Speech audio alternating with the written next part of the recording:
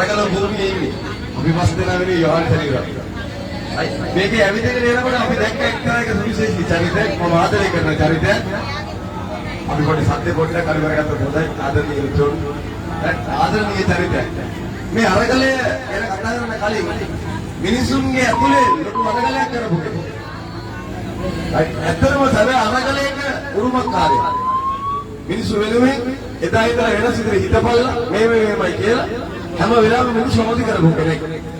ඒ තමයි මේ අරගලය මේ තරණ ගේන්න ලොකුම දායකත්වය දුන් මිනිස්සු බොහෝ දෙනෙක් අතරින් සුවිශේෂී චරිතයක් ප්‍රතුම් කරන ડોક્ટર ප්‍රතුම් කරන ආයිබෝන් කියලා අතක් දුන්නේ ආයිබෝන් ආශ බොහෝ වේවා.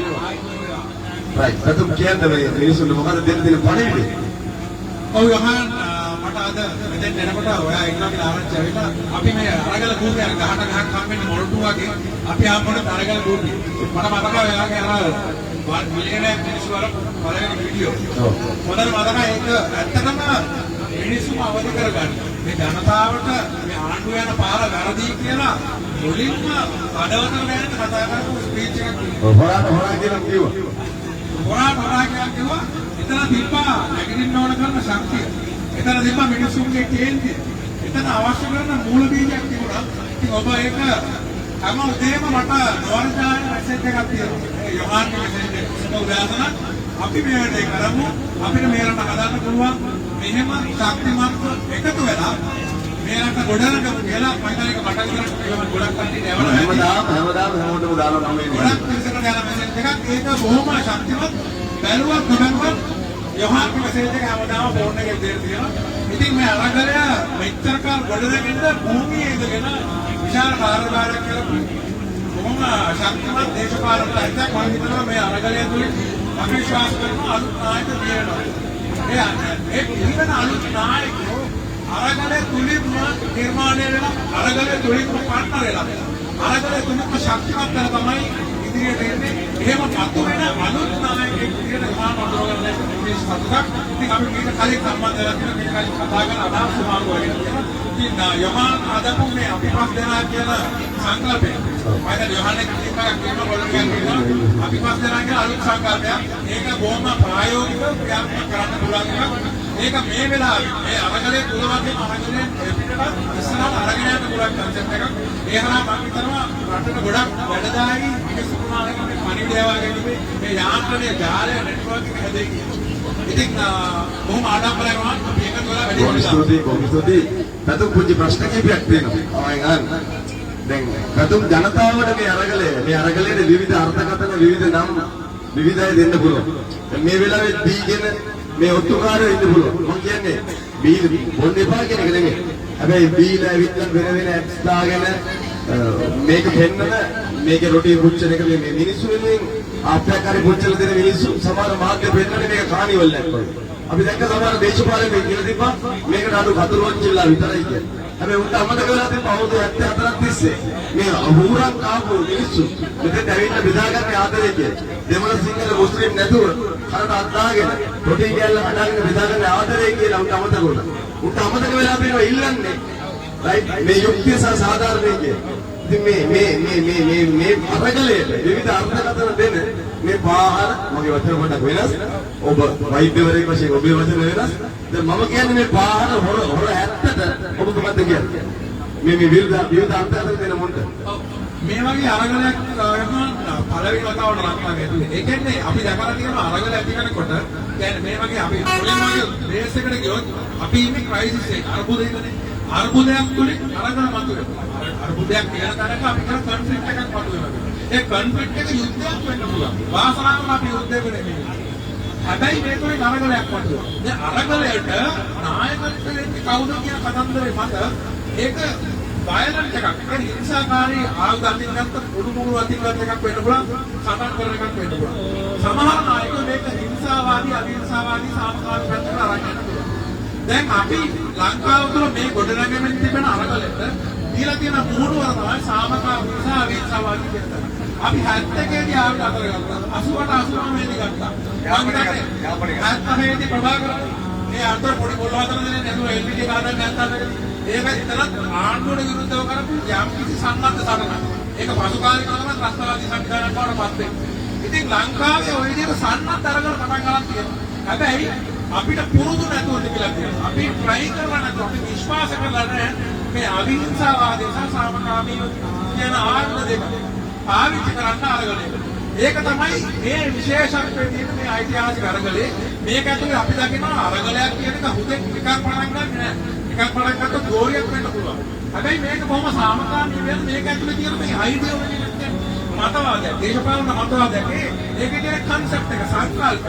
අයිඩියෝලොජි තමයි අප මේක පුරාම දකින්නේ. දැන් තාම මේක ඇතුලට වයලන්ස් අරගෙන ආවේ පිළිහානේ රබුක් කරන විතරයි. අපේ මිනිස්සු මරුවේ ඒගොල්ලෝ විතරයි. අපි කවුරුත් ගහගන්න කියලා නෑ.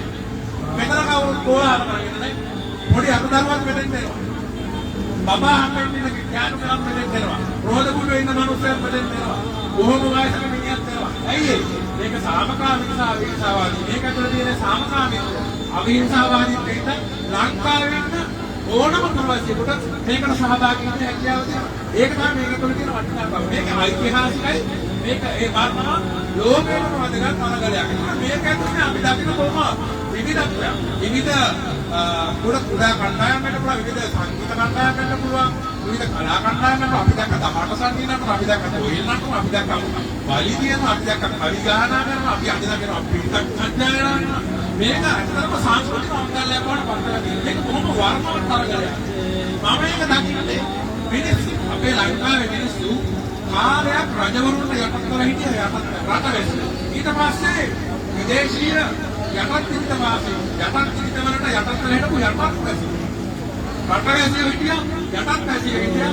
ඒ යටත් වැසි භාවයේ හින්දා අපි යටත් වැසි භාවයෙන් පුරවැසි බවට පත් වෙන්න අවශ්‍ය කරනවා යම් කිසි අරගලයක්. ඒ අරගලය කරන්නේ නැතුව තමයි අපිට ප්‍රජාතන්ත්‍රවාදයක් නිදහසක් ලැබෙන්නේ. හැබැයි මේ අවස්ථාවේදී අපි මේ ඉතිහාසයට ණය අරගලයයි මේ කැරණේ පවතින්නේ. මොකද අරගලයක් කරනකොට මිනිස්සුන්ගේ හිතේ බය යනවා. පාලකයන්ට බය නැහැ. අද කවුරුත් පාලකයන්ට බය නැහැ. අද කවුරුත් පොලිසියට බය නැහැ. අද කවුරුත් චන්දින්ට පාතාලට බය නැහැ. අද කවුරු හරි මෙතන කවුරු හරි බයයි නම් ඒ නීතියට විතරයි. නීතිය කියන තන්තියට විතරයි බය වෙන්නේ. ආයි කාටවත් බය නැහැ. ඒකම මිනිස්සු මේ බයෙන් නිදහස් වුණාම තමන් නිවහල් භාවයකට පත් වෙනවා. හැමෝම සමානයි කියලා හිතනවා. තමන්ට උඩින් කවුරුත් නැහැ කියලා හිතනවා. අන්න ඕක තමයි හැබෑ ප්‍රජාතන්ත්‍රවාදය, හැබෑ සමානාත්මවාදය, හැබෑ නිදහස. මම දකින්නේ මේ විවිධාකාරයේ සංස්කෘතික අංගයක මිනිස්සු මේ නිදහස භුක්ති විඳිනවා. මේ නිදහසෙන් ලැබිච්ච සතුට එළියට එන ආකාරය, නටනවා, ගයනවා, විනෝද වෙනවා, රසකර කෑම කනවා, කොඩියක් මනලා කෑ ගන්නවා. මේ නිදහසයි විඳින්නේ. ඉතින් මේක ඉතාමත් වැදගත් වෙන්නේ මිනිස්සු මේ නිදහස ප්‍රජාතන්ත්‍රවාදය දැනටම හදවතට දැනලා විඳින්න හදනවා. මේක විවිධාකාරයෙන් පිට වෙනවා. ඔබ දකින්නේ විවිධාකාරයෙන් පිට වෙන එක මේක ඉතාමත් වර්තමාන අරගලයක්. අරගල කරන හැටි ලෝකෙ කියලා දීලා තිබෙනවා විතරයි. ඒ ෆ්‍රේම් එකේ අපි හිර වෙලා ඉන්න ඕනේ නැහැ. මේ එක යුගවලට, එක කාලවලට, එක සංස්කෘති වලට ගැලපෙන්න අරගල තියෙන්නේ නැහැ. නමුත් මේක අපිට ගැලපෙන අපි ඒකම කරන්න ඕනේ කියලා එකක් නැහැ. මේ අපේ වැඩේ. මේ අපේ චිත්‍රය. මේ අපේ කෑම. මේ අපේ අනාගතය. ඒක අපි මේ අපේ විදිය. මේ අපේ විදිය. අපේ ස්ටයිල් එක, අපේ මොඩල් එක. අපි අපේ එක හදාගන්න. ඒක කාටවත් කියන්න ඕන අරක විදිය මේක විදිය කියලා. අපි ලස්සන එකක් කරමු. මේ කැරෙන්නේ එක තමයි. ඒක විඳගන්න. ඒක නිදාස් කරගන්න. හොඳයි. බොහොම ස්තුතියි. ඒ වගේම වාගේ යන්න අවසර නැහැ. අප්පුච්චි කාරණා දෙකක් තියෙනවා අන්න. ඒ තමයි දැන් පැතුම් ඊළඟට දේශපාලකයට දැන් මේක යම් අය මම අහන්න දීපු ප්‍රශ්නයකට ඔබ උත්තර දුන්නා. මේකට මේ විවිධ අය මේකට නායකයෙක් නැහැ, මේකට වැඩපිළිවෙලක් නැහැ, ඔය වගේ ඒවා තියාරුයි කියලා කිව්වට මේ අද මම හිතන්නේ 18 වෙනි දවස. නිසා අපි අවුරුදු 10ක් හරි කමක් නැහැ මේකේ ඉඳලා මුංග පන්නන්න ලෑස්තිද? ලෑස්තිද? ගෝඨාභය ඔයාට වහනවද ගෝඨාභය වයින්ද මිනිසුන්ගේ කැමැත්ත? නිසා ඔයා මිනිසුන්ගේ කැමැත්තෙන් ඇවිල්ලා හරි මිනිස්සු යන්නේ කියලා කියද්දි යන්නේ නැති වෙන්නේ. ඔයා හදාගත්ත වැඩ කර කටයුතු දෙක ඉන්නවා. ඒ නිසා මේ මෙයාට මොනවා වෙයිද? යම් කිසි ලෝකයේ දිහා දැකපු යම් චරිත දිහා දැකපු අපි දකිනවා එක වෙලාවක ප්‍රංශයේදී මිනිස්සු එකතු වෙනවා ටෙනිස් පිට්ටනියේ. ටෙනිස් පිට්ටනියේ එකතු වෙලා මේ වගේම අරගලයක් කරනවා. හැබැයි ඒක අරා බී වෙන නව නිර්මාණ. දැන් උදාහරණයක් වශයෙන් මෙතන බල්බ් එකක් තිබ්බලා අඳුරෙන් ඉටිපන්දන් එළිය චැලෙන්ජ් එකක් වෙච්ච වෙලාවේ බල්බ් නිර්මාණය වුණා. අසය පිට යන එක චැලෙන්ජ් එකක් වෙච්ච වෙලාවේ වාහන නිර්මාණය වුණා. මේ ටොල් ගානක් වල යකඩ ප්ලේන් මිනිස්සු 300 400 දාගෙන අඩි 40 50 ඉහළ අහසේ පියාඹන්නේ මිනිස්සුගේ ඔළුවල ඇති වෙච්ච යම් යම් අරගලම. ඒ නිසා මේ මතුවලා තියෙන දේශපාලන අරගලය අද දුකක් වෙන්න පුළුවන්. අද ප්‍රශ්නයක් වෙන්න පුළුවන්. වේදනාවක් වෙන්න පුළුවන්. හැබැයි පැතුම් තව අවුරුදු 30ක් වගේ කාලයක් වෙනකොට මේ ලංකාව හිතා ගන්නවත් බැරි ලංකාවක් බවට පත් වෙන අරගලය තමයි මේ ස්ටාර්ට් වෙන්නේ. සියලු දූෂිත දේශපාලකයන්ගේ සියලු වංචාකාරයන්ගේ රයිට් සියලු දේවල් වල පිට තමයි මේ කියන්නේ. ඔයාගේ නිර්වචනය මොකද්ද? පැතුම් මම මේ කියපු කාරණා ටිකත් එක්ක. මම මේ උදාහරණ ගන්න ලස්සන තැනකට අරගෙන ආවා. මේ උදාහරණ මම මෙන්න මෙහෙම කියන්නේ. වැක්ලා ප්ලේන් එකක් උඩින් යන ආකාරය. මේ අඩි අපි දන්නවා අඩි 35000ක් 40000ක් ඔය ආකාරයේ උසගේ ප්ලේන් එකක් යනවා. අපි බලමු මේ ප්ලේන් එකක් හදනකොට මුලින්ම පටන් ගන්න භූමියෙන්. භූමියෙන් කම්කරුවෝ යම් කැඩීම් කරලා පස් යපාස් වෙන්න පුළුවන් බ්ලොක් සයිට් වෙන්න පුළුවන් අරගෙන එනවා. විවිධ මේවා කර්මාන්තශාලාවලට ප්‍රවාහනය කරනවා. එතකොට කම්කරුවා ඉන්නවා ප්‍රවාහනය කරන කට්ටියම ඒ ආයත ඒ ගණන් වදන කට්ටිය කලමනාකාරයෝ ලොකු ලාභ මිනිස්සු වගේ. ඒකෝ මේක කර්මාන්තශාලාවට ගෙනලා පිළිපහදු කරනවා. පිළිපහදු කරන ලොකු ශක්තියක් ආවනවා. කරන්ට් එකක් වල කරන්ට් එක වල කට්ටිය ඉන්නවා. වතුරන කට්ටිය ඉන්නවා. කර්මාන්තශාලාව වැඩ කරන කට්ටිය ඉන්නවා. ඒක කලමනාකාරයෝ ඉන්නවා. මේ යකඩ ටික මෙතන හදලා යවනවා ඊට පස්සේ අර ෆැක්ටරියට කොටස් හදනවා. ප්ලේන් එකේ කොටස්. මේ ප්ලේන් එකේ කොටස් යකඩ කියලා හදනවා නේද? ඒ ටික යවනවා ඊට පස්සේ ප්ලේන් එක අසම්බල් කරනවා. ඉතින් ඔකට යකඩෙන් මාරනවා කිව්වේ. ඔකට ප්ලාස්ටික් යනවා. ඔකට රේසි යනවා. මේ ආකාරයේ ගොඩක් මැටීරියල්ස් යනවා. ඔතන බලන්න එක ප්ලේන් එකක් හදන්න මිනිස්සු කී දෙනෙක් සම්බන්ධ වෙනවද? හිතා ගන්න කොහොමද කොච්චර සම්බන්ධ වෙනවද? මිනිස්සු 50000 කරදා සම්බන්ධ වුණාම තමයි අඩුම තරමින් ප්ලේන් එක කියන උපකරණය. ඒක ඩිසයින් පොළොව ඇතුලේ තිබ්බ යකඩ ගොඩක් ඉගිල්ලෙන්නේ මිනිස්සු ඉස්සරහට දාලා. යකඩ පොළොවේ තිබ්බ සංකරණ ටිකක් අන්තිමට ඉගිල්ලෙන්නේ. ඒක හැදෙන්නේ කොහොමද? මිනිස්සු එකිනෙකාට සම්බන්ධීකරණය වෙලා. නියම වචනය. කෝඩිනේෂන් වෙලා. අර කම්කරුවාගේ ඉඳලා මේ ඩිසයින් කරන විද්‍යාඥයා දක්වා. ඒක අන්තිමට පදින පයිලට් දක්වා ඔක්කොම කවුද? මිනිස්සු. ඒ මහා යාන්ත්‍රණය ඇතුලේ කම්කරුවට රෝල් එකක් තියෙනවා. ප්‍රතිමහාන මනුස්සයන්ට රෝල් එකක් තියෙනවා. යකඩ උණු කරන මනුස්සයන්ට රෝල් එකක් තියෙනවා. ප්ලේන් එකේ පයිලට් යනකම් හැමෝටම තිබ්බේ පුංචි කොටසක් කරන්න. ඒක හරියටම කරපු දෙයක්. ඒක හරියටම කරලා හැමෝම ඒක ලස්සනට කෝඩිනේට් කරපු හින්දායි ඒක ප්ලේන් එකක් බවට පත් වෙන්නේ. අන්තිමට ප්ලේන් එක කැලි ගලවලා ගියොත් අන්තිමට එකතු වෙන්නේ යකඩ ගොඩක් ප්ලාස්ටික් කැලි ටිකක් තීත්ත ගොඩක්. නමුත් ඔක්කොම ලස්සනට සම්බන්ධීකරණ අපි කියන කොලැබොරේට් කරලා කෝඩිනේට් කරලා නිර්මාණය කරලා. එතකොට තමයි ඒක උඩ යන්නේ. එතකොට තමයි ඒක ප්‍රයෝජනයක් ගන්න පුළුවන් වෙලා තියෙන්නේ. මේ අරන්දෙත් ඒ වගේ. හරියටම ලංකාවේ ඉන්න අපි හැමෝටම අර ප්ලේන් එක හදන්න එකතු වෙච්ච හැම මිනිස්සයා වගේම රාජකාරියක් තියෙනවා. කෙනෙක් කම්කරුවෙක් වෙන්න පුළුවන්, කෙනෙක් යකඩ උණු කරන කෙනා වෙන්න පුළුවන්, කෙනෙක් ඇනේ තද කරන කෙනා වෙන්න පුළුවන්, කෙනෙක් මේක පදින පයිලට් වෙන්න පුළුවන්, කෙනෙක් පයිලට් මේ උපදෙස් දෙන කෙනා වෙන්න පුළුවන්, නැත්නම් ඒක ඇතුලේ එයා හොස්ලා වෙන්න පුළුවන්. අපි හැමෝටම මේක ඇතුලේ පුංචි රෝල්ස් ගොඩක් තියෙනවා. අපිට කරන්න රාජකාරියක් තියෙනවා. ඒ රාජකාරිය අපි හැමෝම එකතු වෙලා හරියට සම්බන්ධීකරණය කරගත්තොත් අපි කියන කොලැබොරේට් කරගන්නවා කියලා. එහෙම සම්බන්ධීකරණය කරගත්තොත් විතරයි මේ අවසාන ප්‍රොඩක්ට් එක, ඒ කියන්නේ මේ අරගලය go home quota 2022 කියන අරගලය සාර්ථක වෙන්නේ. ඒක තමයි අන්තිම ප්‍රොඩක්ට් එක. ප්ලේන් එක උඩ යන්න පුළුවන් වෙන්නේ.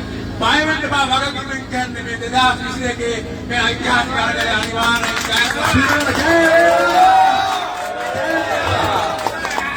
හැබැයි මම කැමතිම දෙයක් තමයි ගෝඩ ගෝහොම් කියන එක. මට මේකට ගොඩාක් අය එක දෙන්නෝ කියනවා. ගෝඩ ගෙදර ගිහින් හරියන්නේ නැහැ. ගෝඩ යන්න ඕනේ හිරේ. ගෝඩ විතරක් නෙමෙයි. මම මේ ගෝඩ කියන නිර්මාණය ගෝඩ කියලා කියන අදහස් කරන්නේ ගෝඩාබේ කියන කෙනා නෙමෙයි.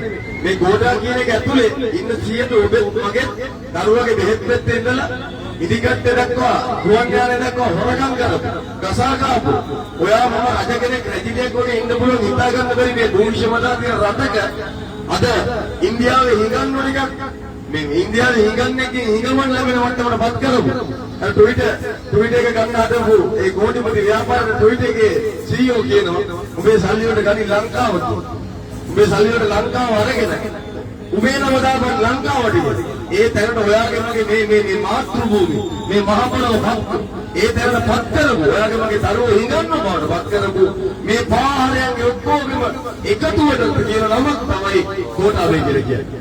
ඒක පුද්ගලයෙක් නෙමෙයි. ඒ නිසා අන්නේ මිනිස්සු ඉන්න ඕනේ මේ හිරේ නෙමෙයි. මොකද හිරේට කියපුවම අපි පත්තිය නම් වෙන්න ඕනේ. එළිමහන්තර කඳවුර මේ ගිනි පෙට්ටියක් වගේ නේද ලී කෑල්ලේ අතුල්ලා අරගෙන වවාගෙන කන්න තමයි දාන්නේ. ඉතින් අපේ අම්මලා තාත්තලා බොහෝම දුක් විඳිනවා තතු. මම වර පුංචි කාරණාවක් කියන්නේ. මට මේ ගෝල් එක ආපු වෙලාවේ මාත් එක්ක හිටිය සහෝදරයෝ කියුදේ. මල්ලි හිටියා. රයිට් තව මේ චමින්ද මල්ලි හිටියා. මට පිටරට ඩුබායි වල ඉඳලා ලේබර් කෙනෙක් කතා කරන කාන්තාවක් තතු. මත්තිගාන අපේ තියලා අඬන කතා කරේ. මම මාව පිට කලින් දන්නේ නැහැ. හැබැයි මට අමුතු ආදරයක් ඇති වුණා. මේ 70,000 ගානක් ඈතින්දලා මට WhatsApp කෝල් එකක් ගත්තේ. එයා මට කියනවා අයියේ මගේ නංගි මට්ටක් කුලි. අයියා අද පහපාරේ ඉන්නලා අවුරුදු 3මාර වෙනම අපේ නංගි ලාම්පුතෙල් පොලිමේ අයියේ. ලාම්පුතෙල් ටික ගන්න විදියක් නැතුව අයියේ මගේ නංගි ගෙදර ගියා. අයියාට දරුවෝ 3 දෙනෙක් ඉන්නවා අයියේ. ඒ දරුවෝ 3 දෙනා මුදේනත් කාලා නැහැ දවල්ටත් කාලා නැහැ කියලා අයියේ. දැන් අයියේ වෙලාව 7යි ගානක් මට මේ කෝල් එක ආපු වෙලාව බෙදාගත්ත මත්තේ ඡන්ද වෙයි අයියේ පුළුවන් නම් මොනවා හරි කරන්න කියලා අයියෝ මම මොකද්ද කරන්න ගත්තද මට ඉන්න බැරුව ගියා මට කියන්න දෙයක් නැහැ ඇත්තටම මට අවස්ථාවක් තිබ්බනම් පැතුම් මට මොනවා මරාගෙන කන්න තරම් වේදනාවක් ආවා මම දන්නේ වෛද්‍යවරයෙක් වශයෙන් වාගේ නිර්වචනය හැබැයි මේකෙන් එකෙක් වශයෙන් මට දරුවෝ 4 දෙනෙක් ඉන්නවා පැතුම් මගේ දරුවෝ ටික බිරිඳ මගේ ළමයි ටික මේ මිනිස්සු බලාගන්නේ පැතුම් මට පුළුවන් මේ මුංගෙරේ මැරෙන්න කියලා හිතුණා. ඒ ගෑනු කෙනා අඬන්න මගෙන් අහනවා මම කොහොමද අයියේ කන්නේ කියලා අහනවා. මගේ නංගිගේ ළමයි ටික බඩගින්නේ කියලා. හැබැයි ගෝඨාභය තමුසේ බත් කන්නේ නැති රෑ. නාමල් ඔබ කන්නේ නැති. උඹේ ළමයි පිටරට යනවා උඹලා කන්නේ නැති. හැබැයි අපේ මිනිස්සු නිකන් පොලිමේ ඉන්නේ පැතු. මේ පාහර නේද කියලා. ඒ නිසා කවුරුහරි කියනවා නම් ඒක හොඳ නෑ යවන්න කතා කරන එක. මේ එලිමාන්තර කඳවුරක් කියන්න එපා කියලා කියනවා. බොහොම බගෑපත්තෝ කියන්නේ. ලෝකෙ කොහේ රටක අහිංසක මිනිසුන්ගේ ධනය හොරන් කාගෙන ඒ මිනිසු පල්ලෙහාම තනපත් කරන හරිද මේ හැපැත්තේ චීනට විකුණන අනිත් පැත්තේ තව එක්කුට විකුණපු ඔයාගේ මගේ භූමිය දෙවල සිංහල වශයෙන් කොටවල කිසිම දෙයක් නැති කරපු කොහේ රටක මේ වගේ පාරයෝ ඉන්නවා ඒ අපි හදන එලිමහන් සිර කඳවුර උන්ට බය හිතෙන කඳවුරක් වඩපත් කරමු අපේ අම්මලා තාත්තලා බොහෝම දුකෙන් මහන්සියෙන් උදුරු ගාලා හම්බ කරන අස්වැන්න ඉරාවුල පිච්චිලා කරකට එනකන් මහන්සි වෙලා අර දරුවන්ට කිරිපිටි ටික තෙල් ටික දෙන්න විදියක් නැතුව දුක් විඳින අම්මලා කොච්චර දහදවක විඳිනවද කියලා ඒ වේදනාව තේරිලා උන් මැරෙන්න ඕනේ කියලා මම හිතන්නේ පැත්තට.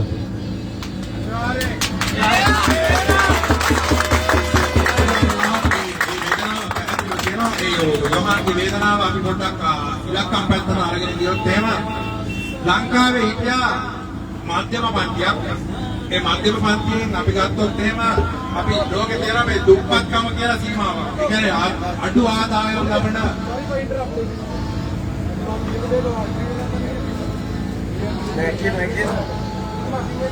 ඒක තමයි කියන්නේ ඒක තමයි කියන්නේ.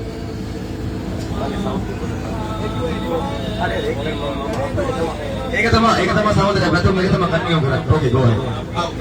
මම කියාගෙන ආපු එකෙන් පටන් ගත්තොත් එහෙම මෙතන තියෙන ගැටලුව තමයි ලංකාවේ ඉන්න ලෝ ඉන්කම් එක ගැන අඩු ආදායම් ලාභී මිනිස්සු ඉන්නේ ආසන්නව 109ක් විතර මේ ආණ්ඩුවේ 109ක් විතර මිලියන 22කින් 109ක් කිව්වම ආසන්නව ලක්ෂ 20ක විතර අඩු ආදායම් ලාභී මිනිස්සු මොනවාක් ඉන්නවා. අපි දකිනවා මේ උද්දමනය කියන ඉහළ යනකොට කියන්නේ මේ ජීවන වියදම ඉහළ යනකොට මධ්‍යම පන්තිය සතුවරිකු ධනය අඩු වෙලා ගිහලා මධ්‍යම පන්තිය තියෙන්නේ. මධ්‍යම පන්තිය කුඩා වෙලා යනකොට මධ්‍යම පන්තියේ වැඩි පිරිසක් අර දුප්පත් කියන කොටසට වැටුණා. ඒ කියන්නේ අඩු ආදායම් ලාභී කොටසට වැටුණා. රටක් සංවර්ධනය වෙනකොට රටක් සාර්ථක වෙනකොට ඒ රටේ අඩු ආදායම් ලාභී පන්තිය තමයි අඩු වෙන්නේ. මධ්‍යම පන්තිය ලොකු වෙනවා. දැන් අපි දැක්කා මේ අවුරුදු දෙක ඇතුළත මධ්‍යම පන්තිය හීන වෙනවා අඩු ආදායම් ප්‍රමාණය ඉහළ යනවා. ඒ කියන්නේ අපේ දුප්පතුන් ප්‍රමාණය ඉතා විශාල වශයෙන් ඉහළ ගිහිලා තියෙනවා. මධ්‍යම පන්තියේ ඉන්න මිනිස්සු විශාල වශයෙන් මධ්‍යම පන්තියේ සිට දුප්පත් කියන පැත්තට වැඩිලා තියෙනවා. මොකද Tamanට ලැබෙන ආදායමෙන් Tamanගේ සාමාන්‍ය ජීවිතය පවත්වාගෙන යන්න බැරි මට්ටමක. දැන් මේක ඉවරයි කියලා හිතනවා. දැන් අද ඉවරයි කියලා හිතනවා. තාම යෝගේ නැවතිලා කියලා හිතනවා. ඒක තාම නැවතිලා නැහැ. තාම අපි කොහෙන් හරි ණයනකම් බලන් ඉන්නවා. දැන් මහබැංකුව අධිපති ආචාර්ය නන්දලාල් දිනසිංහ කිව්වා සල්ලි අච්චු ගන්න නතර කරා කියලා. හැබැයි සල්ලි අච්චු ගන්න නතර කරන්න එතුමා කරන වැඩේ හරි ආර්ථික විද්‍යාත්මකයි. හැබැයි සල්ලි අච්චු ගන්න ආණ්ඩුවේ වියදමට. දැන් ආණ්ඩුවේ වියදම සල්ලි අච්චු ගාව නැත්නම් තව මාසෙකින් දෙකකින් රජයේ සේවකයන්ට පඩි දීලා ඉවරයි. රජයේ සේවකයන්ට පඩි දීලා ඉවරයි. ඉතින් ඒක කවදාද මේගොල්ලෝ ආයෙ අස්කරනවා සල්ලි අච්චු ගන්න. ඒ වගේම IMF එකෙන් මේ වෙනකොට සතුටුදායක නෑ ආරංචිය. ඔවුන් මේකට තව ඩොලර් ලබා දෙන්න මේගොල්ලෝ ගහන ප්ලෑන් එකට ඒගොල්ලෝ තාම එකතු වෙලා නෑ. ඒකට කැමති නෑ. ඒකට හේතුව මේක ඇතුළට ඩොලර් ලැබුවොත් අර කලින් කියවා වගේම හොරගම් කරයි, නාස්ති කරයි, වංචාවලට යයි, වැඩක් දෙන්නේ නැති වෙයි කියන අවිශ්වාසයෙන් කියන්නේ. මේ රජය කියන එකට තියෙන විශ්වාසය සම්පූර්ණයෙන්ම නැතිවලා තියෙනවා. වෙනතකොට තුන විශ්වාසය නෑ රජය කළමනාකරණය කරන ආකාරය නිවැරදි. ඒකෙන්ද අපිට තවදුරටත් ඉන්දියාවෙන් චුට්ට ණයයි, චීනෙන් චුට්ට ණය අරගෙන කොටස් ටික විකුණ ඉන්න තමයි වෙන්නේ. ඒට අනිද්දාට අපිට තේරෙයි කටුනායක ගුවන් තොටුපොළ, රත්මලාන හම්මන්තොට ගුවන් තොටුපොළ මේ ආදී ඔක්කොම දැන් ලීස් කරන්න දාලා ඉවරයි. ශ්‍රී ලංකා රක්ෂණ සංස්ථාව විකුණන්න දාලා ඉවරයි. ටෙලිකොම් එක විකුණන්න ප්ලෑන් කරලා ඉවරයි. වරායේ ඔය තියෙන වරාය නගරේ පිළිවෙල 4කට විකුණන්න දාලා ඉවරයි. අලුතෙන් වරාය ගැටියක් උතුරු වරාය ගැටිය කියලා බෑන් කරලා තියෙනවා. ඒක ආයෝජන කරනවට සැලසුම් කරලා ඉවරයි. ඒ කියන්නේ ඔක්කොම මේ ටික වෙන්නේ මේ තියෙන දූෂිත විශ්වාසය නැති ආණ්ඩුව යටතේමයි. ඩොලර් බිලියන 8ක් වුන් හම්බ කරගන්න එකකින් හැදුවට ඒකේ හැබෑ වටිනාකම එක කවුරුත් හරියට දන්නේ නැහැ. විනිවිද භාවයෙන් මේක කියන්නේ නැහැ. ඉතින් මේ හින්දා අපිට මේ රට හදාගන්න නම් මේ විශ්වාසදායී නැති ආණ්ඩුව වෙනකොට අලුත් එකක් අනිවාර්යෙන් හදන්න වෙනවා.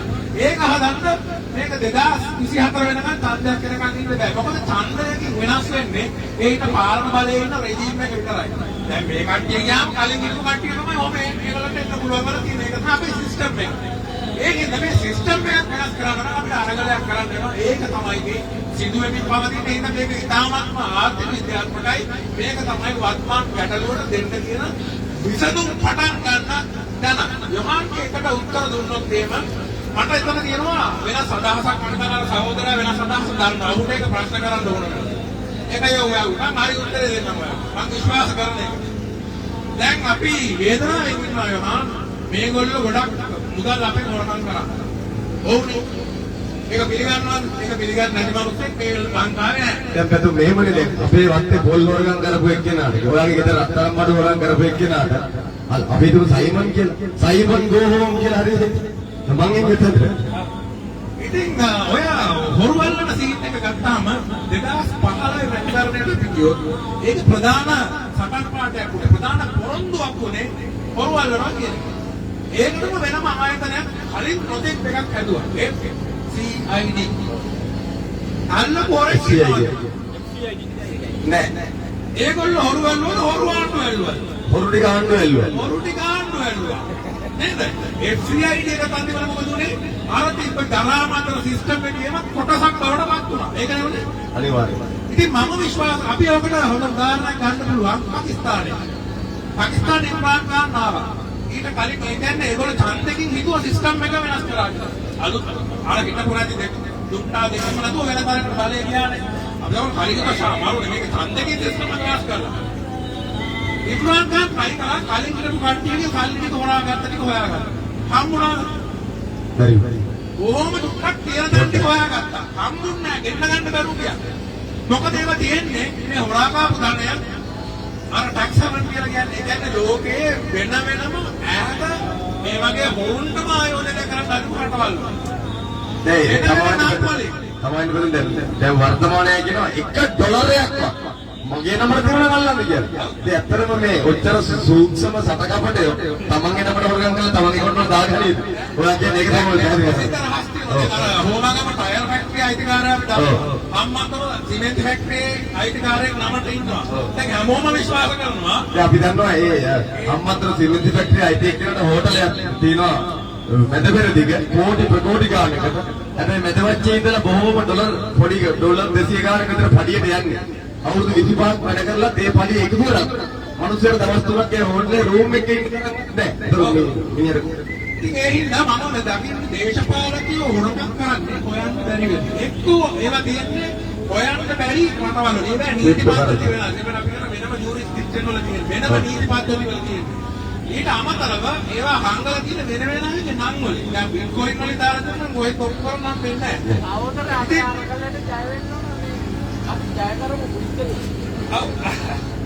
අර ඒ හින්දා මේ දැනුවත් කරලා තියෙන මිනිස්සු දැනුවත් කරලා තියෙන දැන් පොඩ්ඩක් කියන්නේ ආන්න දෙන්න පොඩ්ඩක් පාඩම් ඉන්න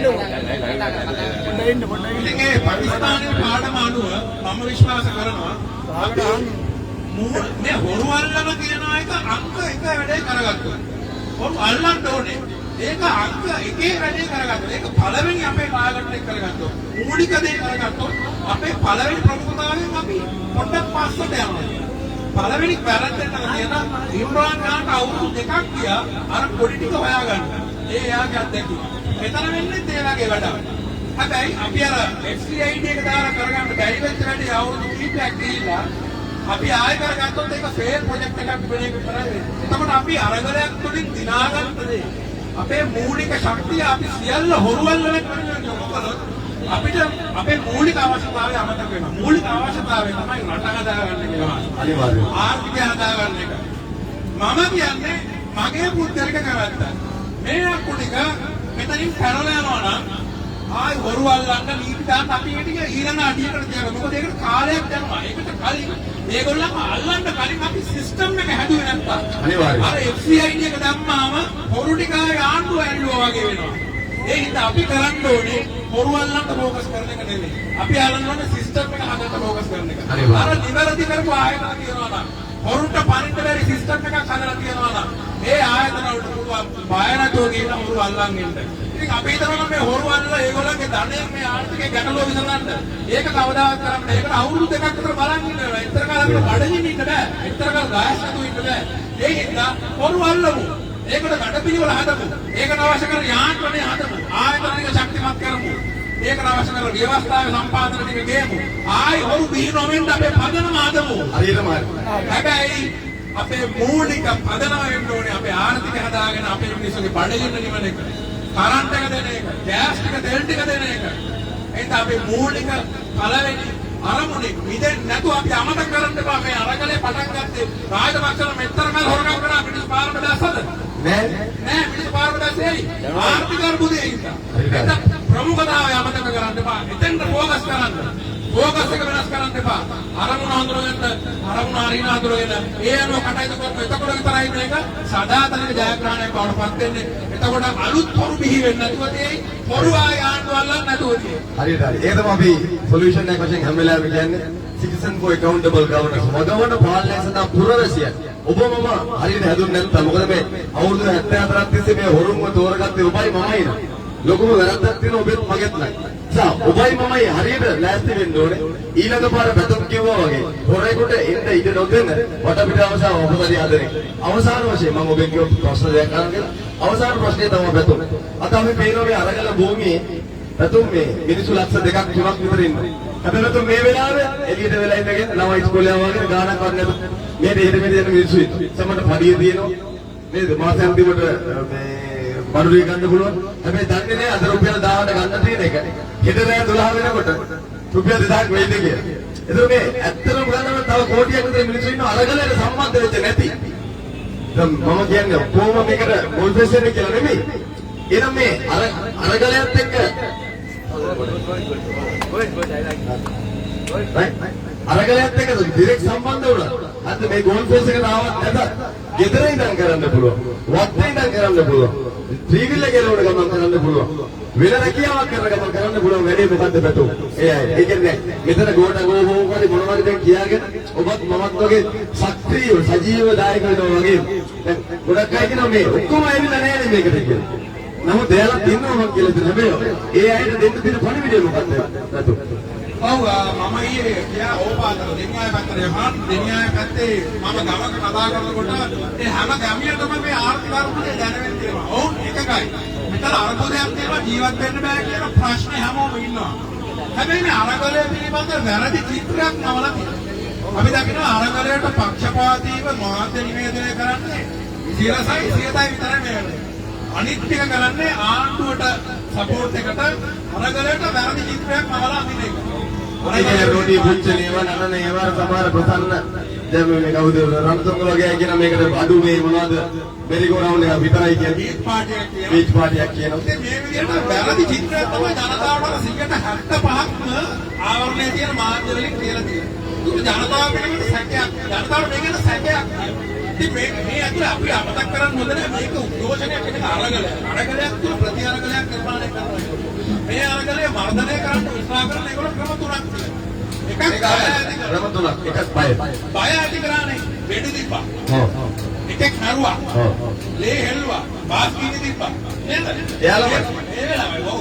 දැන් ඕන වෙලාවක ආරංචි හමුදාවෙන් අත්තරේනවා. අර මෙත්තරේනවා. ආරංචි එනවා. ඒ බය කරන්න හදනවා. බය ඇති කරනවා. මිනිසුන්ට ඉන්න දෙන්නේ නැහැ. බය ඇති කරනවා. මේක වයලන්ට් පාර්ට් එකක් කරොත් ඒක අවිහිංසාවාදී සාමකාමී අරගලයක් නොවන බවට කියොත් හැමමිනියම ඉන්නේ නැහැ. දැනට අපි දන්නවා දරුවෝ වඩාගෙන අම්මයි තාත්තා එනවා. නේද? බබාංගන් ඉන්න කාන්තාව වෙනවා. ඒ විශ්වාසය තියෙන නමුත් හැමෝම වෙන්නේ පොඩ්ඩක් හරි වයලන්ට් පාර්ට් එකක් කියනවා කියලා බයයි. ඒ බය ඇති කරනවා. පළවෙනි. දෙවෙනි එක මේක ඇතුලේ බොරු තොරතුරු ප්‍රචාරය කරනවා. බොරු තොරතුරු ප්‍රචාරය. මේක ඇතුලේ නායකයෝ මතු වෙනකොට මඩ ගන්නවා. මඩ ගහලා ලන්නත්තර කරලා ඒ නායකයෝ සම්බන්ධයෙන් විශාල වැරදි තොරතුරු ප්‍රමාණයක් සමාජගත කරනවා. මේක දේශපාලනිකව බෙදිච්ච තාක්ෂ කියලා කියනවා. දේශපාලනිකව අපි දන්න මේක අර දේශපාලකයන් කරනවට මේක අර පක්ෂයෙන් කරන එකකට මේකට පාක්ෂික මේක නිර්පාක්ෂික කියලා නෑ කියන්නේ. ඔව්. මේක ඇතුළට පක්ෂයක් ගාවලා බොහෝ සාධාරණ උත්පන්න සාධක ජාතකයේ දෙන්න හදනවා. ඔව් මේක ඇතුළේ ඒ විදිහට අපි දකිනවා නිරන්තරයෙන් බොරු ප්‍රචාර රාශියක් කරලා ෆේක් නිවුස් කරලා ජනතාවගේ මේ සම්බන්ධයෙන් තියෙන විශ්වාසය නැති කරන්න හදනවා. කියන්නේ මේගොල්ලෝ මේ ෆේක් නිවුස් කියන එක ආයුධයක් කියලා පාවිච්චි කරන අරගලය මර්ධනය කරන්නේ. තුන්වෙනි එක තමයි භයානක මේක ඔයා. ඒක මම එක්කලා කතා කරා. ඔයා කතා කරලා භයානක මේගොල්ලෝ මේක ඇතුලේ බෙදීම ගන්නවා. අර මේකට ලයිට් දාපු වෙලාවේ මේකට පොටික මොඩි එකක් දාලා පෝස්ට් එකක් ගහුවා ඉන්නේ විනාඩි 5ක් 10ක් කියලා. පොටි දාස්පෝරාවෙන් අර රටබෙල පාවියක් කණ්ඩා ගන්නවා කියලා මෙහෙ පොටි එක කියන කතාවක් ආයි කියන්න දෙනවා. මේකට පොටි එක මිරියානේ අන්තවාදී කියලා ස්වාමීන් වහන්සේ කෙනෙක් වෙයිලා කියන්නේ. අරාබි වසන්ත කියලා අරාබි කෑල්ල මුස්ලිම් කියලා මේකට මුස්ලිම් අන්තවාදී. ඒක දැන් පේසාත් කියලා කියන පුස් පොඹයා ජාතිවාදී අවුස්සන අර ඊපෙරද සල්ලි ටික මදි සිංහල ජනරේ කඩන්නම් කියලා කියන අර එක එක මාධ්‍ය වලට කඩේ යමින් මේ ජාතිය විකුණම් කරන ආගම විකුණම් කරන ඒ පාහරය මේ පහුගිය දවසක් කිව්වා මේ සිංහල බෞද්ධ ඡන්දපතනකින් 69 ලක්ෂයෙන් ආපු සිංහල බෞද්ධ ඡන්දපතනකට විරුද්ධව හැදෙන ව්‍යාජ අරගලයක් කියලා. ඔගේ රැල්ල අඩුනම වැල්ලේ දුවන්න ගහන්නේ කියලා කිව්වා. ඒක තමයි කියන්නේ ඒගොල්ලෝ පාස්පාරේ දීපිතේ සාධාරණයක් ඉල්ලගෙන කතෝලික ප්‍රජාව වෙන්න යනවා. ඒකෝර මේක මේ ඒ වෙනුවෙන් කරන එකක් සිංහල බෞද්ධ නායකයන්ට විරුද්ධව කරන එකක් කියලා කියනවා. ඒකෝර අපි දකිනවා විශේෂයෙන් මුස්ලිම් ප්‍රජාව මේකට එකතු වෙනකොට ඒගොල්ලෝ ෆොටෝ ගහගෙන ගිහිල්ලා අපි දකිනවා ජනතාව කාලයකට පස්සේ ලංකාවේ පළවෙනි මාර දේම දැක්කේ මෙතෙන්ට ඇවිල්ලා අර නෝම්බි ඉවර කරනකොට කට්ටිය සාමූහිකව ආහාර ගන්නවා. බොහොම ලස්සන දර්ශනයක්. ලෝකේ වෙනත් රටවල වල දැකලා තියෙනවා. අපේ රටේ නැත්තේ කියලා කනගාටු වෙලා තියෙනවා. ඒක පළවෙනි පාරට දැක්ක ජාතික සමගිය ඇති වෙනවා. හැබැයි ඒක ෆොටෝ ගහලා දානවා මොම්මේ මුස්ලිම් මෙවුනට ඕනවා කියලා. ඒ තමයි ඒගොල්ලෝගේ වචන වලින් මම කිව්වේ. ඉතින් මේක ඇතුළට බෙදීම කියන එක ගේන්න හදනවා ජාතික ආගම් වශයෙන්. ආගම් වශයෙන් මේක බෙදන්න හදනවා. මේ බෙදීම කියන ආයුධය ලංකාවේ ප්‍රබලව භාවිත කරපු ආයුධයක් වෙනවා. ඔයා දන්නවා මම දන්නවා අපි හැමෝම දන්නවා මෙතන. ඒක ආයුධය අරන් යනකොට යම් කෙනෙකුට සැක හිතෙනවා. මේක ඇත්තට මෙහෙම එකක්ද කියලා අර ඒවට අර වල්නරබල් ගෲප්ස් කියන ඒවා දැක්ක ගමන් ඒවට ඇවිස්සෙන්න පුළුවන් සමහර ලංකාවේ ඉන්නවා. ඒගොල්ලෝ අවශ්‍ය ගත්තාම මේක තියෙන හැබෑ දේවල් නොදැක්කම බෙදීම කියන එක මේගොල්ලෝ මේක ඇතුලේ පාවිච්චි කරා. ඒ නිසා බය කිරීම නැත්නම් වැරදි තොරතුරු හැදීම එවනම් බෙදීම කියන කාරණාවේ ප්‍රතිආරකලයක් තුලින් අපි දැක්කා. බය බොරු නිවුස් බෙදීම මොන කොහේද දැනක FB එකේ හරි වෙන තැන්වල බය ඇති කරන හැම දෙයක්ම කරා නම් ඒ වෙලාව මේ අරගලේ දියාරු කරා. ඒ වගේම තමයි මේ මොනවද ෆේක් නිවුස් මේකේ ඩයස්පෝරාව මේකේ අන්තවාදීෝ ඉන්නවා පැතුම් කරන අහවලාගේ ඉත්තේ යෝහන්සන්ද කියන්නේ මුගේ එකේ අහවලා අරෝගේ ඒ වගේ ෆේක් නිවුස් දාන්න පුළුවන් රයිට් මෙතන ඉන්න කවුරුද සහෝදරයෙක්ගේ ෆොටෝ එකක් අරගෙන පළවෙනි කොහෙවත් නැති එකේ මූට සමාන කරලා ඒ වගේ දාන්න පුළුවන් තුන්වෙනි තමයි පැතුම් කියපු විදිහට බෙදීම ඇති කරන්න පුළුවන් මේ මෙතන මුස්ලිම් උන් තමයි මේක සම්පූර්ණයෙන් ගෙනියන්නේ උන්ගේ බුරියානි කාලා උඹලා දැන් වටලප්පන් කාලා දැන් හරිද? ඔබ දිරව ගන්න බැරි වෙයි. හරිද? මේ වටලප්පන් සහ බුරියානි කාලා මේකට වැඩේ කරපු එවුන් අපිට කියනවා උඹලගේ බුරියානි ගන්න එපා කියලා. කොච්චර පාරයි. එතන මෙන්න මේක නවත්තගමු. එතන අපි ඔක්කොම එකතු වෙමු. අපි ඔක්කොම ලාංකික වෙමු. ඔව් ඒක අර ගමට යන්නේ අර කියන 75ක් මේගොල්ලන්ගේ නිවුස් channel වලින් ඔන්න ඔය කියන ප්‍රතිආරගලේ තියෙන මේක විනාශ කරන්න හදන කාරණා තුන. එතකොට ඒගොල්ලන්ගේ මිනිස්සුන්ගේ සැකයක් තියෙනවා. බයක් තියෙනවා. මේක බොරුවක්ද කියලා අවිශ්වාසය තියෙනවා. එහෙනම් මේ සැකය මුල් බැසගත්ත අවිශ්වාසය උදුදුවපු සමාජයක් අපිට තියෙන්නේ. එහෙම තමයි සිස්ටම් එකක් වැඩන කාලේ. සිස්ටම් එකක් වැඩන කාලේ සමාජ අවිශ්වාසයෙන් පිළිලා. සැකයෙන් පිළිලා. මොකද දේශපාලකයෝ විසින් මේ අවිශ්වාසය වපුරලා මිනිස්සුන්ව බෙදලා ඒවා මුල් බැහැගෙන තියෙනවා. අරගලේ තුලින්ම අපි ඒවා මකාගෙන නැගිටින්න ඕන. අලු මතින් වීරික් පක්ෂය නැගිටිනවා වගේ ඒවත් මර්ධනය කරගෙන ඒවත් විනාශ කරගෙන අපිට ජනතාවට නැගිටින්න තියෙන්නේ. අරගලය කියන එකට ඒකට තියෙන ශක්තිය තියෙනවා. අරගලය තුල ඒකට අවශ්‍ය ශක්තිය තියෙනවා. එහෙම මිනිස්සු අරගලය තුලින්ම නැගිටිනාම තමයි ඒ ඉවහල් මිනිහා අපි හොයන අර ශ්‍රී ලාංකේය අපි හොයන මිනිහා ඉන්නේ යන්නේ. අපි මෙහෙම මිනිහෙක් ලංකාවේ හිටිය දුන්නා අන්නේ හොයන මිනිහා මේ අරගලය කියන මේ ප්‍රතිරෝධය තුලින්ම මේ බාධාව තුලින්ම ඒවත් ජයගෙනමයි මතුවෙන්නේ. ඉතින් ඒක සමහර තැන් වලට දැන්න පරක්කුයි. හැබැයි නොයා ඉන්නේ නෑ යනවා. ඒකට මම ගන්න ගැරන්ටි දෙන්න මම මේ දවස්වල ලංකාව වටේ ගිහලා පොඩි කතා පවත්වගෙන යන්නේ. මිනිස්සු අතර මේ බීජය තියෙනවා. මේ වේදනාව තියෙනවා. ඔවුන්ගේ අවිශ්වාසයෙන් ගැලවුණාම සැකේ වෙනකොට විශ්වාසය ආදරය එකතු වුණාම ඔවුන් යම් දවසක එකතු වෙවි. ඒ තමයි අරගලේ මම එකයි කියන්නේ අනිවාර්යයෙන්ම මේක ජනතා ජයග්‍රහණයක තමයි අවසන් වන්නේ. හරියටයි. අපි බස් දෙන හැමදාම කියන කාරණාව. ඒ තමයි විශ්වාසය ආදරය. මම විශ්වාස කරනවා බැතුම් අපි ප්‍රජාතන්ත්‍රවාදී ඉගෙන ගන්න ඕනේ. අපි කොමියුනිස්ට් ධනවාදී ඉගෙන ගන්න ඕනේ. අපි ඉගෙන ගන්න ඕනේ ආදරය කරන්න. අපි ඉගෙන ගන්න ඕනේ එකිනෙකා විශ්වාස කරන්න. නිසා මේ කට්ටිය හැමදාම අපේ විශ්වාසය සහ ආදරය කැඩුවේ. නිසා දැන් නැවත වතාවක් ඒක ඇති වෙලා තියෙනවා. ඒ වගේම තමයි වික්ටෝරිය බුදුන් වහන්සේ ජේසුස් වහන්සේ අභිතුමා මුලින්ම මේ කියනකොට මිනිස්සු විශ්වාස කරන්නේ නැහැ. ඔය කියපු කාරණා තුනම දැම්මා. හැබැයි අද ලෝකෙ එයාත් එක්ක එකතු වෙලා තියෙනවා. ඒ නිසා මේකත් ඒ වගේ තියාර වෙයි. හැබැයි ලෝකයා අපි මේ කරන වැඩේ දිහා දවසක ඉගෙන ගනි. අන්න ලංකාවත් මේ වගේ වුණා කියලා. ඒ නිසා අපිට ලොකු වගකීමක් තියෙනවා. අපිට ලොකු වගකීමක් තියෙනවා. මේ අරගලය දිනුනක අතාරින්න නැති වෙන්නේ. ඒ වගේ පුංචි ආයාදනයක් තියෙනවා මිත්‍රෝරුනි. මේ කියපු කාරණා තුන ඇත්ත වෙන්න පුළුවන් සාධක කීපයක්. ඒක තමයි බීමත්ව හැසිරෙන අපේම සහෝදරවරු. කරුණා කරලා උඹලට කියන තැනකට වැඳලා කියන්නේ. හරි වැරදි වචනයක් කියනවා සමාව වෙල්ලා. බීපු එකෙක් කොහොමද මේ පැත්ත පලාතෙන් දෙපා. ඔයාලා දැන් මම විශ්වාස කරන්නේ පැතු. ඔෆුන මම විශ්වාස කරන්නේ අන්නේ බීලා එන්නේ අර කාරණා තුන මුදුන් පමුණව ගන්න. ඒ කාරණා තුන ඔප්පු කරන්න හදන මේ කැප්පෙටි පොළවත් පාවල දුන්නේ පුංචි වයින් ඔරලෝසුවකින්. ඒ වගේ රුපියල් 5000 කීයකට හරි කමක් නැහැ. මේ මිනිස්සුන්ගේ ඇත්තම ආදරේ, මේ මිනිස්සුන්ගේ බැඳීම. මේ මිනිස්සුන්ගේ ඇත්තම ආදරේ සහ බැඳීම විනාශ කරන්න හදන ඔත්තුකාරයෝ නිසා සැබෑ ලාංකිකයෝ නෙමෙයි කියලා. ඒ නිසා වැඳලා කියන්නේ එකෙක්වත් දීලා ඉන්න එපා මේක. රයිට්. මටම බැතුම් මේක කරන ගමන් මම සහෝදරෙක්ව මට චූට්ටක් කතා කරන්න අවස්ථාව දෙන්න කියලා. අනිත් අය අනේ සමාව මේ හරි මට චූට්ටක් දෙන්න. බැතුම් ගැන පොඩ්ඩක් වචනයක් කතා කරන්න ඕනේ කියලා කෙනෙක් කිව්වා. මම මොකද්ද මට කියන්නේ කියලා. සුබනාදයක් අතර වෙනවද හැමෝටම සුබ නැහැ කිව්වට සිස්ටම් එකක් එදා ඉඳලා අපි බලාපොරොත්තු වුණා රටේ සිස්ටම් එකක් 69 ලක්ෂයක් විදිහට අපි ඡන්ද දුන්නේ එදා ගෝඨාභය රාජපක්ෂ රජ කරෙව්වේ මේ රටේ සිස්ටම් එකක් හදලා සිස්ටම් එකක් හදලා විතරක් මදි ඒ සිස්ටම් එක රන් කරන්න නායකයෙක් ඕන මේ ජනතා අරගලෙන් ආදරේ අරගලෙන් පස්සේ බිහිවන සිස්ටම් එක රන් කරන්න සුදුසුම නායකයෙක් තමයි මේ බිහි වෙන්නේ බඳුන් කරන මම හිතන්නේ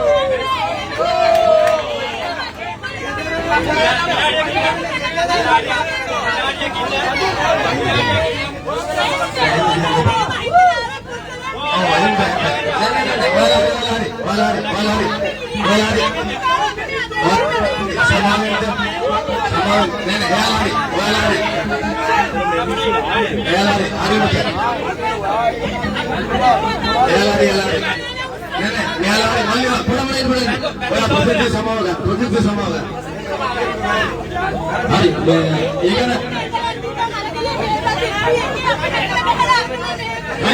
ඒකන මම මොකෙම සමාව ඉල්ලනවා මේ මොහොතේදී මට ඕනේ තිබ්බේ බතුම් ගාන කියන්නේ කවුද කියලා පොඩ්ඩක් බලන්න කියන්නේ නමුත් ඒක අවශ්‍ය නැහැ ඒක දන්නවා හරි හරි ඒක හරි පොඩ්ඩක් මේක වේදිකාව අපි ඔක්කොම ආදරේ සහ විශ්වාසය අරගෙන අපිට කෙනෙක් කෙනාට විනාඩිය දෙන්න. තම්බර දෙන්න පොඩ්ඩක් අපි තරුණයෝ. මේක පොඩ්ඩක් මම කියන්නේ සමාව වෙලා අහන්න රයිට් මේක යම් කිසි විදිහකට අපි අතරේ